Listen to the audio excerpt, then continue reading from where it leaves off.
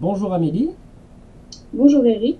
je te remercie de prendre du temps pour cette petite interview particulière parce qu'on va parler des femmes à la chasse. Donc dans un premier temps, bah, écoute, avant d'aborder le thème des filles à la chasse, on va surtout mieux te connaître. Donc tu vas te présenter. Donc, je m'appelle Amélie, je vais avoir 18 ans et puis je suis franc-comtoise. D'accord. Et tu es venu comment à la chasse?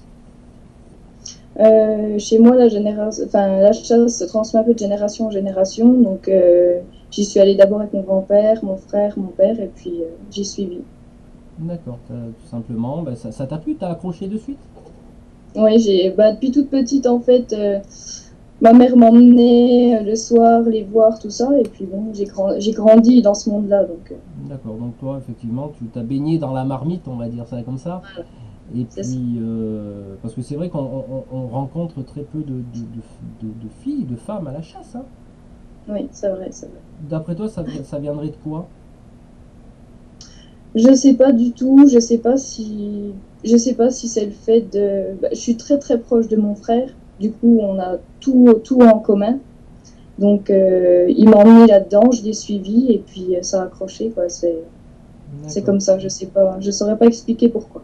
d'accord, donc effectivement, le gibier, les coups de fusil, ça t'impressionne pas, quoi. Non, du tout. Voilà. Non, mais c'est bien qu'on ait aussi des femmes qui rejoignent le monde de la chasse, ça met un petit peu de sensibilité, on va dire, hein. Oui. Un petit peu de sensibilité, de touche féminine. Toi, à travers tes yeux de femme, comment tu vois la chasse avec ta sensibilité de femme?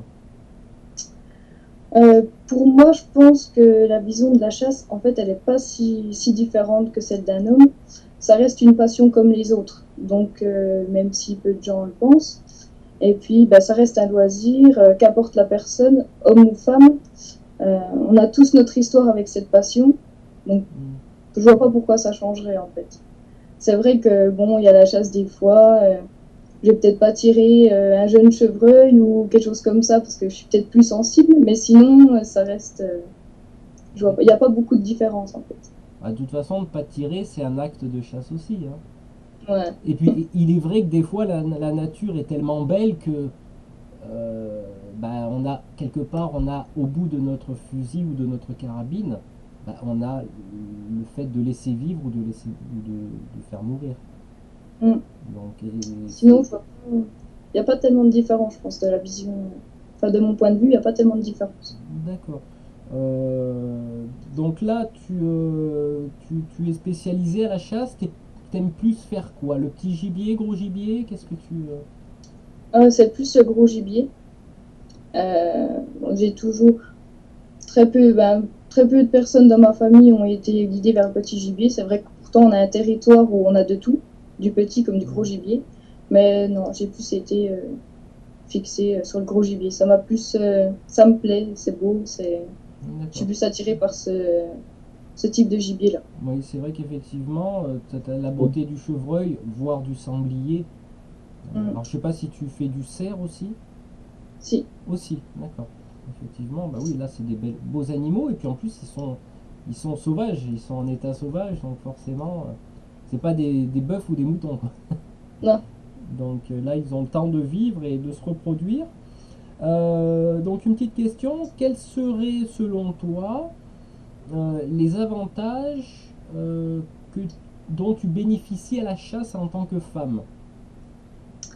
Euh, Il y en a un qui me vient à l'esprit comme ça, c'est que vu qu'on n'est pas beaucoup, euh, quand on est une femme à chasse, on est souvent apprécié et on est chouchouté. Je vois, moi, je suis la seule femme dans ma commune. Et puis, bon, on est toujours à nos petits soins, savoir si on a vu quelque chose. Donc, C'est vrai que bon, ça fait plaisir. ouais, excuse-moi, j'allais te couper. Donc les chasseurs finalement sont des gens galants. Oui. Ah, bon, il y en a. C'est parfait parce que des fois c'est peut-être pas évident parce qu'on nous prend pour des, on va dire pour des bêtes. Donc là effectivement ça as ce côté effectivement tu as l'impression qu'on prend soin de toi. Oui. Oui. D'accord. On aurait tendance Voilà, à... l'intégration a rarement été difficile avec des chasseurs. bah pour moi en tout cas, ils apprécient toujours une petite compagnie féminine, ça change. Et puis ils aiment beaucoup nous charrier. Et puis c'est le côté sympa de la chasse qui ressort. Puis je me suis toujours mieux entendue avec des hommes du fait que je chasse. Donc Mhm. pour moi, je me sens bien, je me sens à l'aise. Rien, pour moi, ça paraît normal, je suis dans mon monde. Donc Ouais, t'es dans ton milieu. comment? Tu es dans ton milieu. Voilà, c'est ça. Donc effectivement, peut-être que les chasseurs sentent que malgré que tu sois une femme, bah, t'es chasseuse et puis ça te pose pas de problème. Non. D'accord. Et selon toi, quels seraient les inconvénients? Ah, lumière qui s'est éteinte. Les inconvénients, il y en a un qui est assez difficile. On a du mal en fait à imaginer qu'une femme peut être aussi passionnée de chasse qu'un homme. Mhm. Et pour les personnes qui sont pas chasseurs, soit ils en rigolent, soit ils en sont complètement dégoûtés. Et puis ils pensent pas que oui, une fille puisse, ils acceptent pas en fait, ils ont du mal à comprendre qu'une femme puisse avoir la même passion pour la chasse qu'un homme. Et puis c'est vrai que bon, on a du mal, on est souvent pris à la rigolade. Même des chasseurs, des fois, ils comprennent pas que ben, qu'est-ce qu'elle fait là, Mhm. qu'est-ce qu'elle fait, quoi, alors que c'est une passion comme les autres. Mhm. Et, C'est et, une passion. et qu'est-ce que disent tes copines par rapport à ça? Alors au lycée, bon, j'ai eu vraiment quelques soucis, puisqu'on m'a mis en photo sur Twitter. Avec il y a cette fille dans mon lycée, c'est terrible, c'était une expérience pour moi, c'est difficile, mais j'en suis ressortie plus forte en fait. J'ai eu envie de, je m'en cache pas du tout. Au contraire, à chaque début d'année en cours, on fait des présentations. Eh ben, je dis que je chasse, ça choque, mais après j'ai l'occasion d'en reparler. Certains acceptent, d'autres veulent pas en parler, d'autres veulent en savoir plus, et puis du coup ça permet d'échanger. Et puis bon, ça Mhm. se passe bien, ça se passe mal, mais ça dépend des fois. D'accord. Tu penses qu'il y aurait une certaine forme de pédagogie à faire pour expliquer la chasse aux gens? Ouais, parce qu'ils ont souvent la mauvaise image ils pensent pas que la chasse puisse être. Ils imaginent pas qu'on rigole. Pour eux, c'est l'acte de tir, de tuer qui est primordial. Et puis, ils pensent pas qu'il y a tout un monde, tout un milieu autour de ça. Tout à fait. C'est ce qui revient souvent. On nous reproche de tuer, hein. Oui, ben c'est ça. Ouais. Alors que C'est c'est. ce qu'on fait remarquer aussi. Mais j'ai dit, il n'y a pas que ça. Ouais. C'est qu'une petite partie de ce qui Mm. existe vraiment, quoi. Faut pas oublier que bien souvent, ces gens-là qui reprochent qu'on tue, ils mangent de la viande aussi. Donc tu vois, Oui, il y a une cohérence. Ça, je pense que ça serait un argument que tu puisses développer si vraiment tu te sens blessé à travers ce qu'on te dit sur tes actions de chasse. Tu peux très bien les mettre devant le fait que bah, ces gens-là, ils mangent de la viande qui a été tuée. oui. J'en parlais encore ce matin avec une copine. C'est vrai que bon, ils ont vraiment du mal à l'accepter. Mais ils me disent, non, c'est vrai, t'as raison. Mais bon, c'est vrai que c'est pas facile. C'est pas facile, mais il faut peut-être à un moment donné faire de la pédagogie aux gens et aussi les mettre devant face on va dire leurs idées. Ouais. Et pourquoi pas les amener à la chasse. Oui, j'ai déjà essayé, ça a marché, oui. Ah bah tu vois. C'est vrai que c'est, ah oui, c'est vrai, c'est pas comme on pense. Ben, Ah c'est ben vrai. voilà. Ça permet d'avoir une nouvelle image des chasseurs. Mm. Ah, c'est le but. Effectivement, donc toi, tu es beaucoup plus spécialisé au grand gibier. Est-ce que tu as fait des formations au niveau de tes fédérations, par exemple, pour avoir une meilleure connaissance du sanitaire, de sécurité en battu, tout ça? En fait, j'ai toujours été en très bon rapport avec la fédération puisque mon père a été président. Depuis toute petite, ils m'ont vu à la fédération, donc chaque fois on échange, on essayait de varier différents modes de chasse, on faisait des représentations de véneries sous terre. J'ai appris beaucoup de choses avec eux, ils m'ont appris beaucoup de choses aussi, et puis bah, à chaque fois que je les vois, on parle de certaines choses et puis ça se passe toujours bien. Enfin, ils me voient pas comme une femme qui chasse. Je suis une personne qui va en savoir plus et puis c'est toujours plus intéressant d'en apprendre plus sur ce milieu. D'accord. Tu as eu ton permis quand? En mai 2012. Ah ben Et ça. j'ai fait une année de chasse accompagnée avant. D'accord, effectivement. Ouais, de toute façon, issu du milieu de la chasse, tu ne pouvais que réussir ton permis. Les connaissances, elles sont là, hein. Mm. Est-ce que tu aurais d'autres choses à développer par rapport, on va dire, à tes expériences en tant que femme à la chasse? Euh, Pas spécialement. Pour moi, bah, j'ai toujours été bien, entre guillemets, bien accueillie.